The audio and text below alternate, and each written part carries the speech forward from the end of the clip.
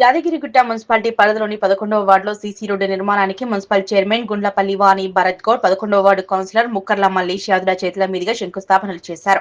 ఈ సందర్భంగా వారు స్థానిక కౌన్సిలర్లు, నాయకులు, అధికారులతో కలిసి ప్రత్యేక పూజలు చేసి శంకుస్థాపన చేశారు.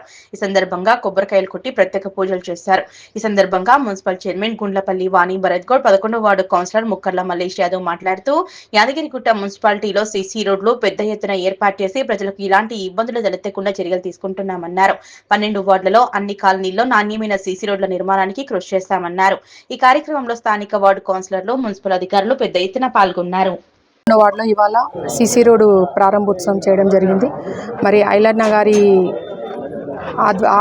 గారి కృషితోని ఆదేశాలతోని ఇవాళ 11వ వార్డులో TUFIDC ఏదైతే ఫండ్లో ఉందో దానిలో భాగంగా ఇవాళ 11వ వార్డులో సీసీ రోడ్ ఓపెనింగ్ చేయడం జరిగింది.